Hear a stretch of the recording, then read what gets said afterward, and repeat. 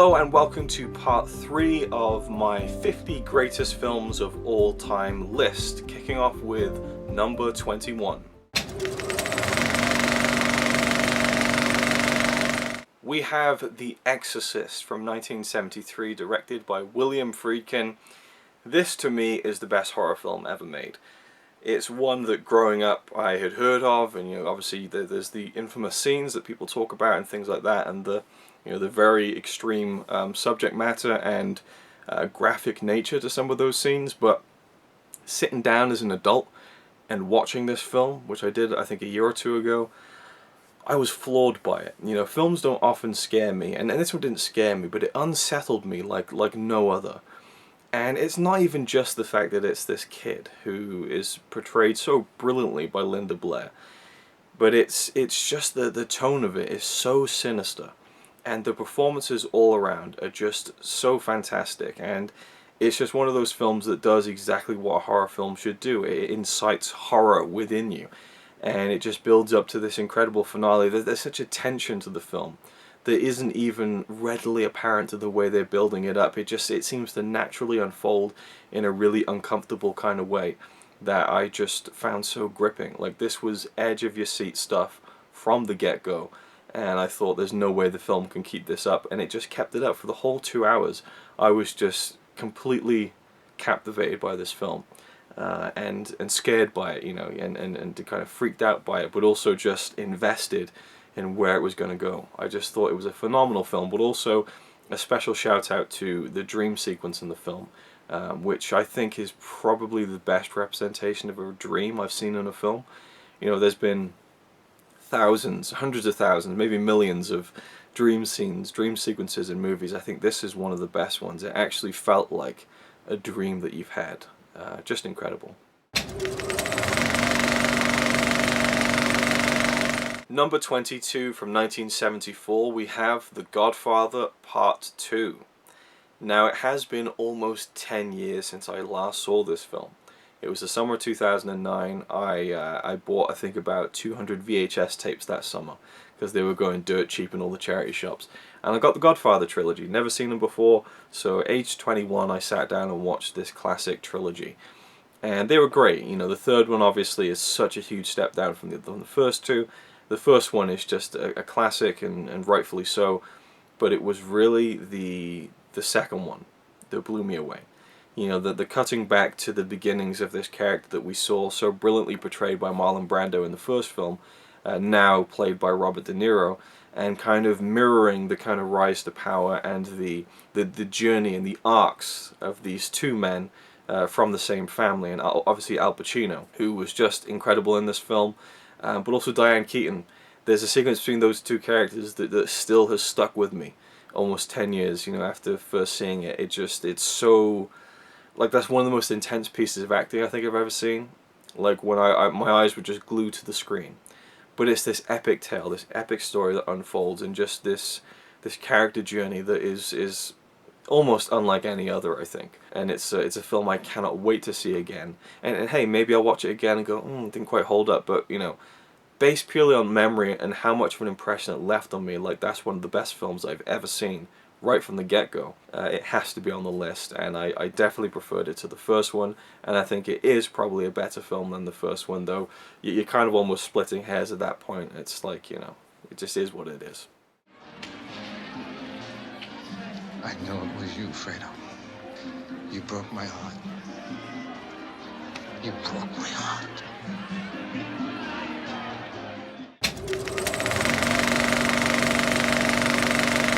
Number 23 from 1975, Dog Day Afternoon, another Al Pacino film.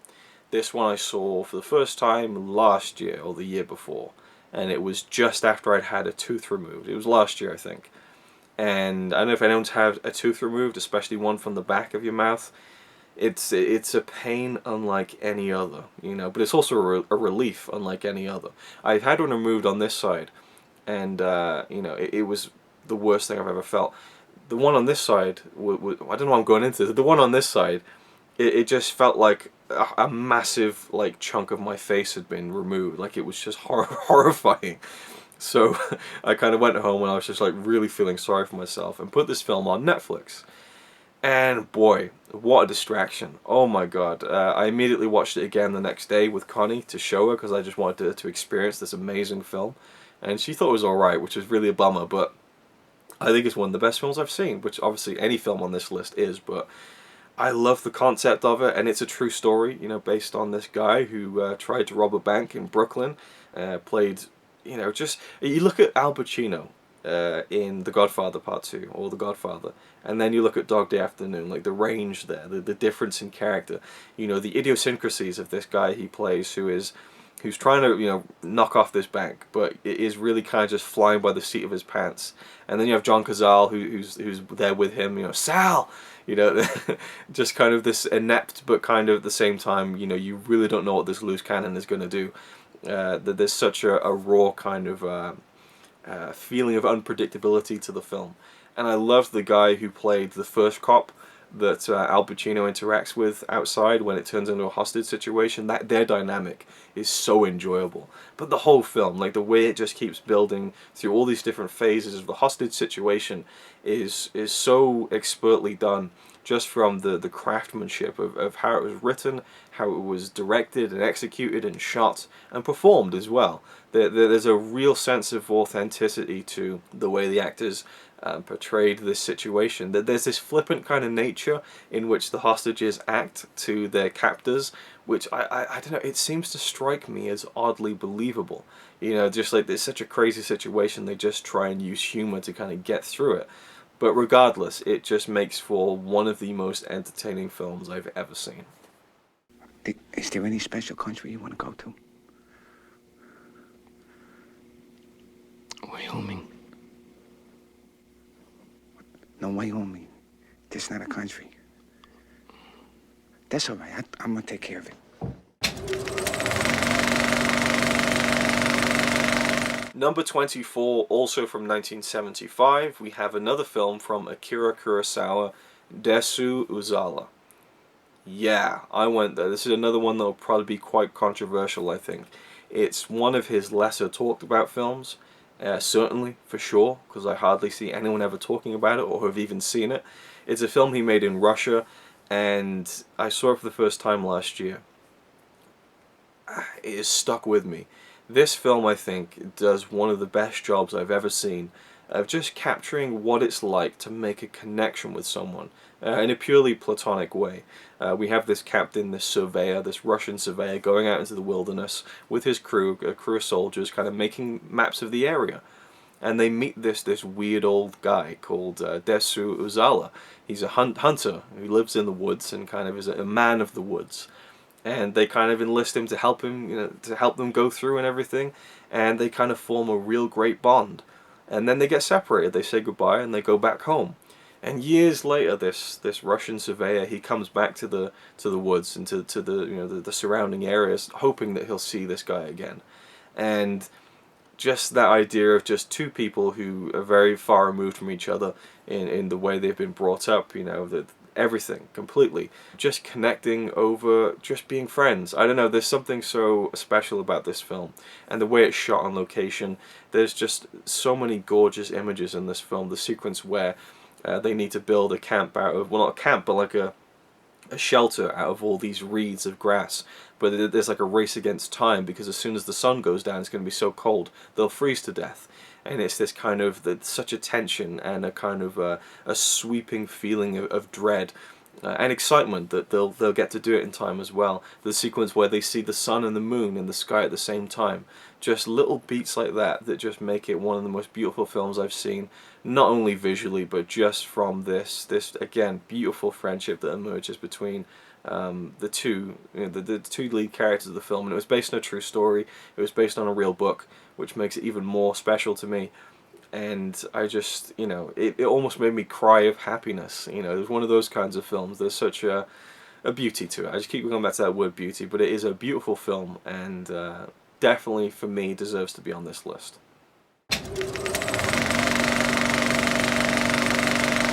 Number 25, we have Jaws from 1975, directed by Steven Spielberg. I kind of said this in my Epic Film Challenge 2 review of this film. What more needs to be said about Jaws? Like, this is probably one of the ones that everyone can be like, yep, yep, moving on, you know, skip to the end. It's been over-explained at this point. Jaws is like the Beatles, you know, people have talked about it so much, it's like, yeah, we get it. Jaws is a great film. We all know it, no one disagrees with it, you know, there's no one who says it's a bad film. But it's worth repeating, you know, great cast, great story. Great use of cutting around the limitations of this shark, which ends up becoming such a great tool to make the presence of this shark in this small beach town even more threatening than it would have been if we'd seen loads of shots of this impressive animatronic that didn't end up working too well. And so when you do see it at the end, it's such a reveal, you know. And I love, I mean, the third act of the film is one of the great third acts of all time. Just three men on a boat, you know, bonding, rubbing up against each other the wrong way, and trying to take down this shark. You know, it's man versus nature, and it's over the top, but in a way that's just supremely entertaining. I think that it's one of the all-time great films, and the way that it's shot, very kind of innovative at times, and using the old Hitchcock technique with the zooms, but also just little details, you know, just like some kind of long takes and things like that. Spielberg, right from the get-go, really had a handle on how to make a really compelling film, and it's just one of those greats. Slow ahead. I can go slow ahead. Come on down and chum some of this shit.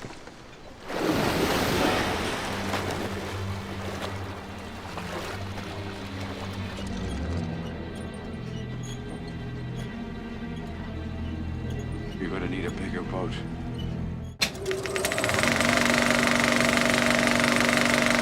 Number 26 from 1976, we have Rochy. I mean, this might be a controversial one, perhaps, but to me, it's up there. It really is, and it's a film I've grown up with, and it's a film where in my teenage years I was like, wow, you know, it's Rochy, it's fun, but it's nothing great. Every time I watch this film, I keep getting more impressed by it. You know, the last time I saw it, I remember thinking when the credits were rolling, it's one of the best films I've ever seen. You know, it's the best underdog story ever told, in my opinion. There are many other great ones, you know. Maybe we can argue that, but in my opinion, it's the best underdog story ever told. Specifically, I think, because he doesn't win at the end. You know, it's the big fight, and spoilers, he loses. But it's the fact that he kind of showed up for it, even though he was given the opportunity. But it's the fact that he fought for it anyway, and that wasn't the real victory. The real victory was something more important: love. Very cheesy, but man, does it work. And when he's screaming for Adrian at the end of that film, if you're not moved in some way, then, you know, again, you're not human, I think. And you know, there's been so many kind of, you know, parodyings of Rochy, and of course as the series went on, it just got so ridiculous. But that first film, there's something so special about it, and it's not even just the boxing, it's not even just this underdog story, but like the sequences like Rochy and Adrian on the ice rink, you know, which I think was kind of thrown together. They didn't have a location, they just kind of oh, let's do this. The fact that, and this is an underdog story for a guy like Sylvester Stallone, who was trying to make it as an actor, nothing was happening. He wrote this film, you know, and refused anyone else to play Rochy. You know, the classic quote, I'd rather bury my script in the backyard and have the worms play Rochy than me. And he got to do it, and it changed his life forever. And I think the world's a better place, the movie world and the entertainment world is a better place with Sylvester Stallone in it. He's given us some great films over the years, especially I think the last Rochy movie was a fantastic one, but this first one, there's something so special about it, from Stallone to Talia Shire, who's so great in a sweet kind of way, to Burt Young as Paulie, and then you have the very kind of Muhammad Ali-esque Apollo Creed, played by, of course, Carl Weathers, and then also, you know, you have Mickey, played by Burgess Meredith, who's one of the great movie characters. I think he's just so great in the film, and I have a special connection to the movies through my late grandfather. But even all that aside, I just think that it really is one of the best films I've ever seen, and it is only as an adult I start to keep looking at it on a, not even more of a technical level, but just appreciating the way this film was made, and the emotions that it elicits. It's just something very I don't say primal, because that feels like the wrong word, but there's something very universal about the kind of victory that this film presents, not just in the sense of beating someone in a fight, but in kind of beating life from beating you down, and kind of coming out at the end of it with love, with people that care about you, and the things that are really important. I think that the core of this film is really just the heart of humanity, when it's done right, and when you have good people striving to do good things. I love the film.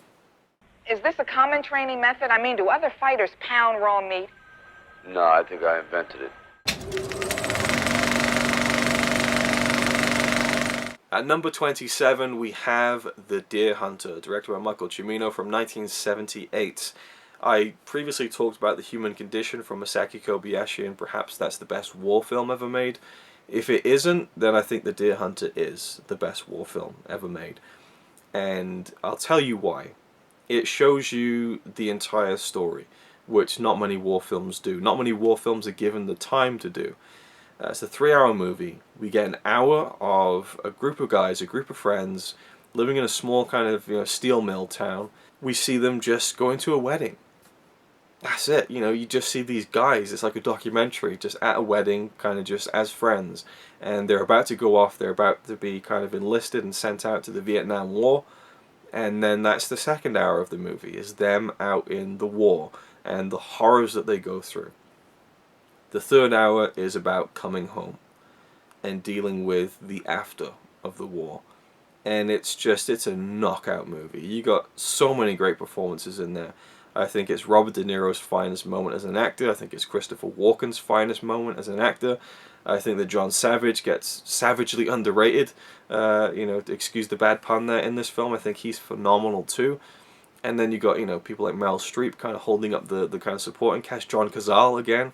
That's a name that keeps cropping up, but to me it's a quietly beautiful film at times when they're up in the mountains and kind of hunting and things like that. Just the landscapes and seeing these men against the backdrop of the enormity of the world, and then seeing them locked into the intensities of the very worst of humankind in the Russian roulette scene, which I think is probably maybe the most intense scene I've seen. I talked about Godfather Part 2 with like really intense acting.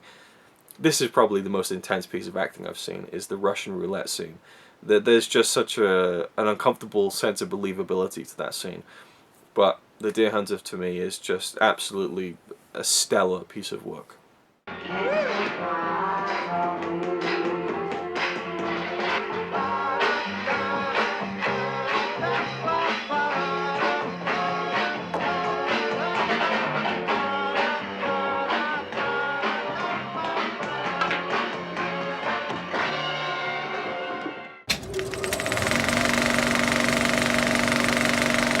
Number 28, Alien from 1979. Another film that growing up I watched and enjoyed and thought, well, yeah, it's a bit slow at times, but it's an alien movie. It started it all, I guess.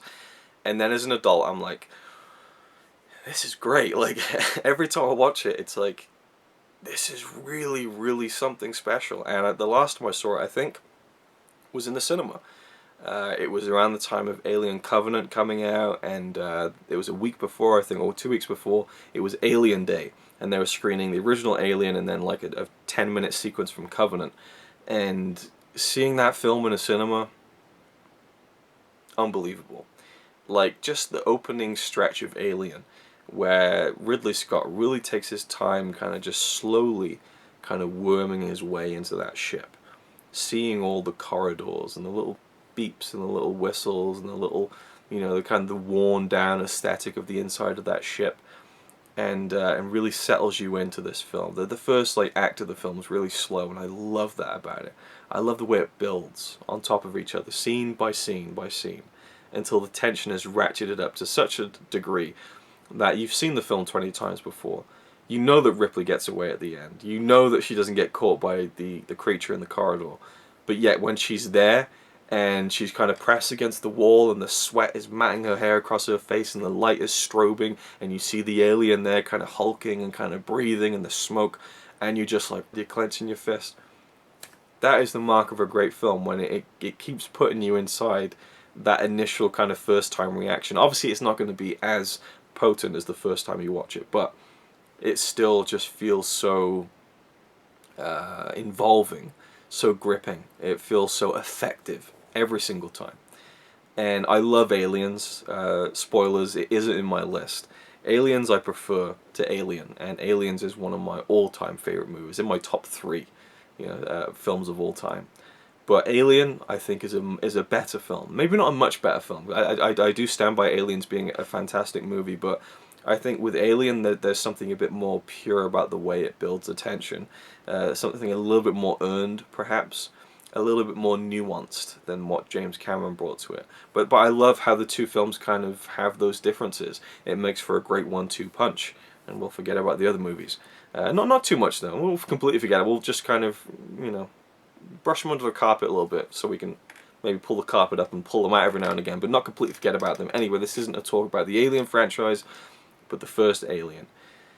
Great cast of characters. Everyone has their own kind of sense of character in the film. There's humor, there's dread, and everything a good horror movie should have, I think. All the elements are there, and yeah, amazing film. What I think we should do is just freeze him. I mean, if he's got a disease, why don't we stop it where it is? You can always get to a doctor when we get back home. Right. Whenever he says anything, you say right, Brett. You know that? Right. Number 29, The Shining from 1980, another Stanley Kubrick movie, and if The Exorcist isn't the best horror film I've ever seen, this one probably is. I still stand by The Exorcist though being the #1 kind of granddaddy of horror, but The Shining is very, very close. And this isn't one that I've thought every time I see it, wow, this is even better than it has always been amazing. From a teenager to an adult, every time, it's just a phenomenal piece of work. And yeah, there's people who say, well, it wasn't like the novel. Stephen King didn't like it. He did his own version. Like, yeah, well, okay. Haven't read the novel. Maybe it is great. Maybe it's better than the movie. But the movie isn't a book. It's a movie. And, you take a Stephen King story and you have Stanley Kubrick make it into a movie, and then you put Jack Nicholson in the movie, and it's just like, wow. Recipe for cinematic gold, I think. There's such a sense of unease in the Overlook Hotel, and there's such a, again, growing sense of dread as the movie goes on. I think the kid who plays Danny is just is something else. There's a real, again, I keep coming back to this word, believability to the way this kid's kind of story progresses. I think there's something. That scene when he turns the corner on his little bike and sees the two twins, and just the look on his face, that kind of look of sheer terror.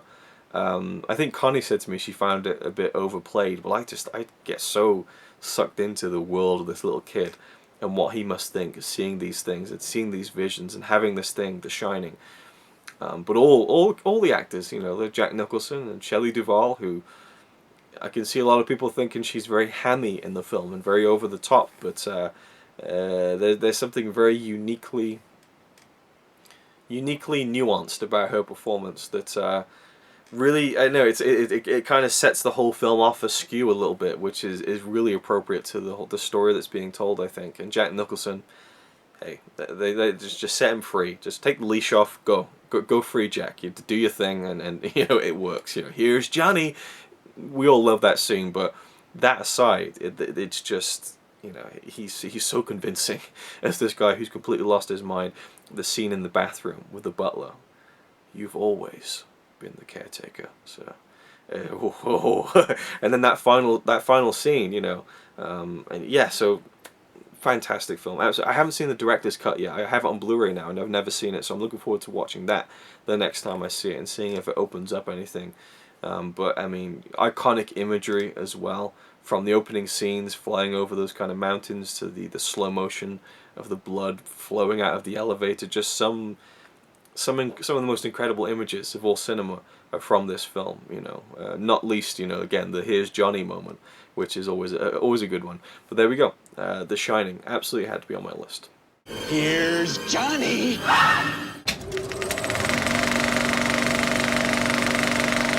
And at number 30, also from 1980, we have Star Wars, Episode 5, The Empire Strikes Back. Yeah, maybe you forgot, maybe you realized, but I didn't include Star Wars in this list. Now, is Star Wars a more influential film than The Empire Strikes Back? Yes, absolutely. It's the one that started it all. It's the film that inspired so many people, so many directors, so many storytellers to go out there and tell their own stories, you know. People like Ridley Scott, James Cameron, Peter Jackson, even though they were already kind of working at the time, or at least Ridley Scott and James Cameron kind of were, that was a film they saw and they're like, wow, yeah, we need to be doing stuff like that. It's such a massive landmark moment in cinema and really changed the course of big budget blockbuster movie history, I think.